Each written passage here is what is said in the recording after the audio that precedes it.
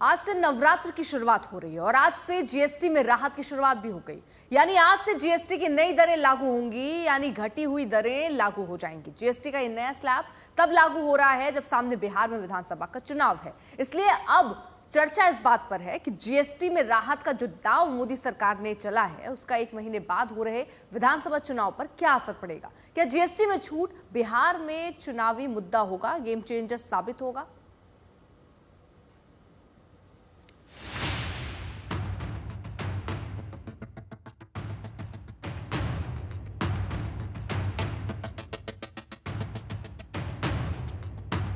हम नागरिक देवो भवः,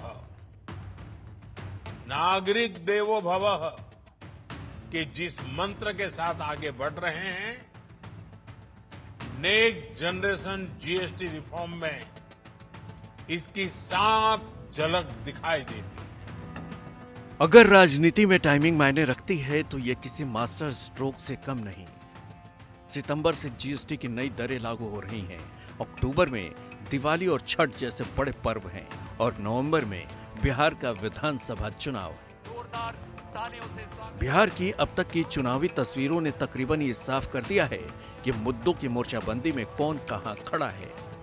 महागठबंधन की पूरी ताकत वोट चोरी के आरोपों पर एनडीए को घेरने की है, तो एनडीए पीएम मोदी और नीतीश के डबल इंजन सरकार के कामकाज यानी सुशासन को ही अपना सबसे बड़ा चुनावी अस्त्र बनाता दिख रहा है। पीएम मोदी का बार बार बिहार दौरा, हर दौरे में बिहार की तस्वीर बदलने वाली परियोजनाओं की घोषणा या उद्घाटन। मोदी और नीतीश विकास के सवाल पर लंबी लकीरें खींचने में लगे हैं और अब जीएसटी की नई दरों से टैक्स का बोझ हल्का कर बिहार की जनता का दिल जीतने की कोशिश। कह सकते हैं कि पीएम मोदी ने एक और एक 11 वाला दांव चला है। देखिए, जीएसटी सुधार की नई दरें आज से लागू हो गई। नवरात्रा का प्रथम दिन है। केंद्र सरकार ने पहले जीएसटी लगाकर लोगों को लूटने का काम किया, लोगों पर बोझ डाला। अब आदरणीय प्रधानमंत्री जी, केंद्र की सरकार क्रेडिट लेना चाह रही है। ये बिहार चुनाव को देखते हुए किया गया है। आज भी खाद्य पदार्थों में जीएसटी लग रहा है, इसलिए ये जीएसटी के नाम पर सिर्फ आई वास है और इससे ज़्यादा कुछ नहीं है। जीएसटी 2.0 निश्चित रूप से बिहार वासियों को बहुत बड़ा लाभ मिलने जा रहा है। करीब 375 आवश्यक वस्तुओं के दामों में आज से ही कमी देखने को मिलेगी। दवाएं हों, हवाई यात्राएं हों, यात्राएं हों, परिवहन हो, शिक्षण सामग्री हो, सबके दामों, होटल व्यवसाय का हो, भोजन हो, सबके दामों में भारी कमी देखने को मिलेगी। और बिहार जहां बहुत बड़ी आबादी ग्रामीण क्षेत्रों में बसती है, इसका सीधा लाभ माननीय मोदी जी के इस जीएसटी 2.0 से सीधा लाभ बिहार के गरीब ग्रामीणों को, गरीब जनों को, बिहार को मिलने जा रहा है। ऐसे तो जीएसटी 2.0 से पूरे देश का भला होगा। महंगाई में मामूली राहत भी बिहार के लिए क्यों बड़ी और गेम चेंजर साबित हो सकती है, इसे ऐसे भी समझिए। बिहार की 34.06% ग्रामीण आबादी आज भी गरीबी रेखा के नीचे है। 31.23% शहरी आबादी भी गरीबी रेखा से बाहर आने की जद्दोजहद में लगी है। 34.13% आबादी की आज भी मासिक आय 6,000 या इससे कम है, यानी रोजाना 200 रुपए। तो ऐसे में बिहार में जब नई जीएसटी से जेब पर महंगाई का बोझ कम होगा, रोजमर्रा की जिंदगी की जंग में मदद मिलेगी, तो शायद इसका चुनाव में फायदा भी हो। कम से कम एनडीए को यही उम्मीद होगी।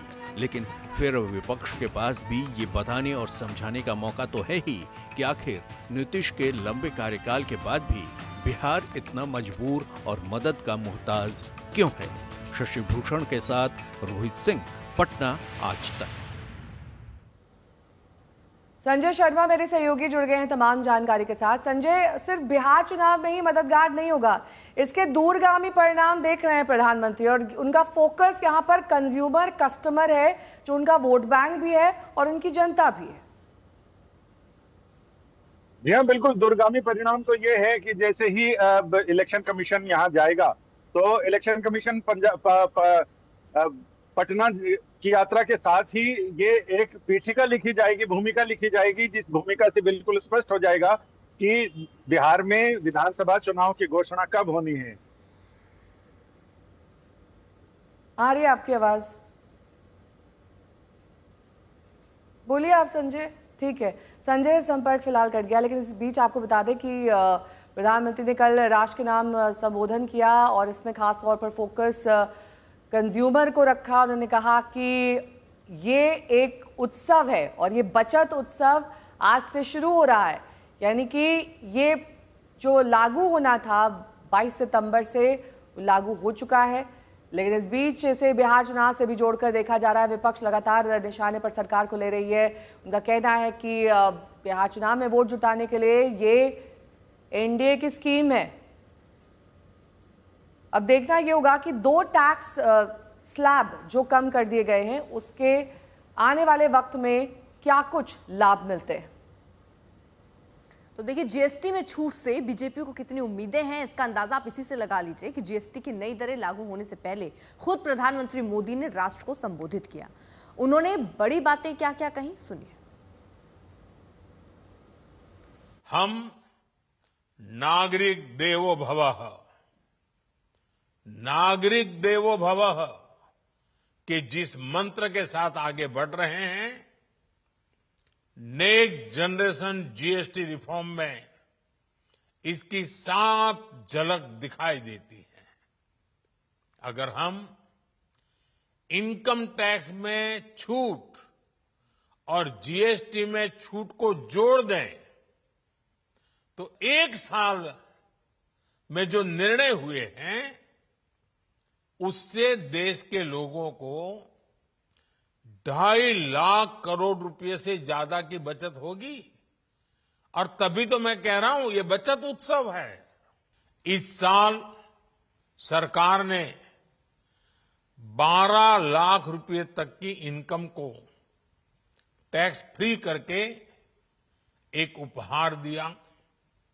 और स्वाभाविक है, जब 12 लाख रुपयों का इनकम टैक्स में राहत हो जाए तो मध्यम वर्ग के जीवन में तो कितना बड़ा बदलाव आता है, कितनी सरलता सुविधा हो जाती है। और अब गरीबों की भी बारी है, न्यू मिडिल क्लास की बारी है।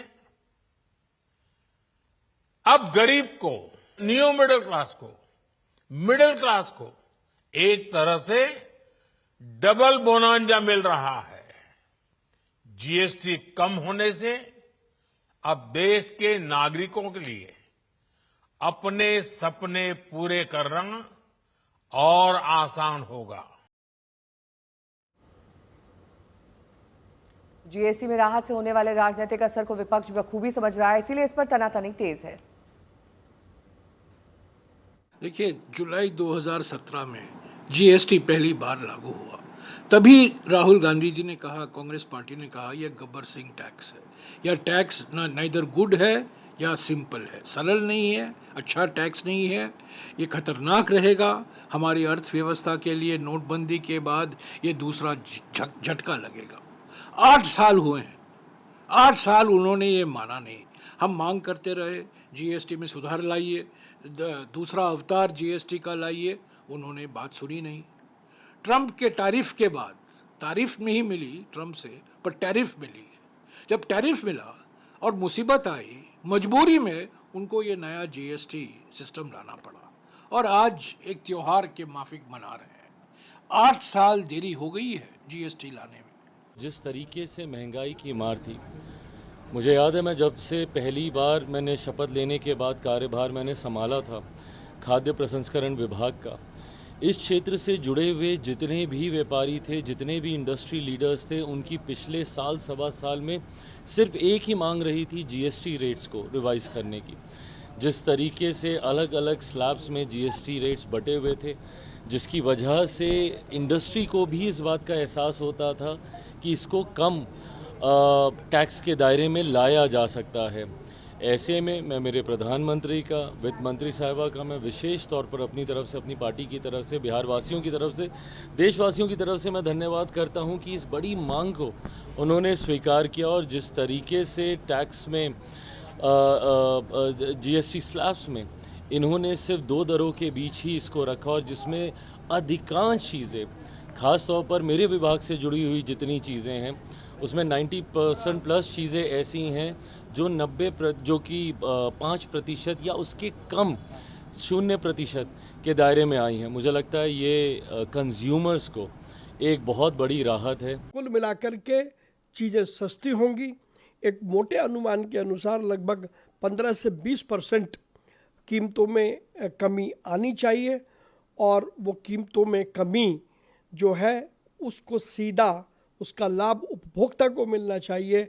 ये प्रधानमंत्री जी ने आग्रह किया है। मैं प्रधानमंत्री जी को ये विश्वास दिलाता हूँ कि देश का व्यापारी एक एक लाभ को उपभोक्ता तक सीधे तौर पर पहुँचाएगा और ये वास्तव में नेक्स्ट जेन जीएसटी सुधार हैं। जब रीच एंड रिचेस्ट जो यूज करता है उसका प्रोडक्ट के ऊपर जीएसटी कम था, इसके खिलाफ ममता बनर्जी आवाज उठाई, फिर पूरा देश में आवाज उठा, फिर ये सेंट्रल गवर्नमेंट मजबूर होकर ये पूरा रेट चेंज किया। अभी वो उसका क्रेडिट लेने का कोशिश कर रहा है। अब शुरू क्यों किया, चेंज करना पड़ा क्यों?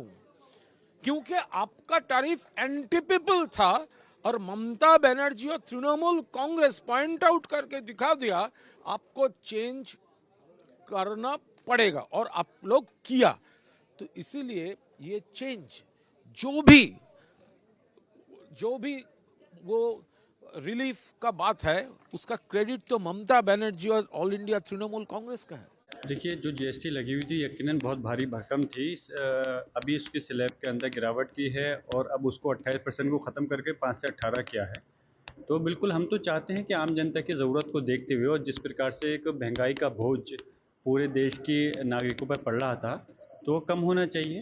खैर क्या है, हम तो चाहते हैं कि और भी ला करके जो जीएसटी की स्लैब है 18% से घटा करके 12% तक पर लानी चाहिए और जो आम जनता की जो डेली वेस्ट के प्रोडक्ट हैं, जो डेली यूज़ के हैं, उनको तो बिल्कुल मिनिमाइज करना चाहिए। और क्योंकि सरकार किसी की भी हो उसका मकसद यही होना चाहिए कि जो जनहित के लिए जो भी बेहतर से बेहतर सुविधा दे सकते हैं वो मिलनी चाहिए। हमने टैक्स केवल बढ़ते हुए देखा है, घटते हुए केवल मोदी जी के राज में दिख रहा है। एक साथ पूरे देश में टैक्स घटाया जाए ऐसा निर्णय आज तक इस देश के इतिहास में कभी कोई नहीं ले पाया। प्रधानमंत्री जी ने निर्णय लिया है और आत्मनिर्भर भारत और जीएसटी बचत उत्सव ये दोनों मिलके भारत को जो विश्व की एक आर्थिक महाशक्ति बनाने का लक्ष्य प्रधानमंत्री जी ने दिया है उस दिशा में आगे बढ़ना सुनिश्चित है। और मुझे लगता है कि आज त्योहारों के साथ ये नवरात्रि और ये दिवाली और भी ज़्यादा खुशियों भरी होने वाली है क्योंकि प्रधानमंत्री जी ने हर घर तक खुशियों की ये नई सौगात जीएसटी जो 2.0 उन्होंने शुरू किया, ये हर एक परिवार तक इसका लाभ पहुंचेगा।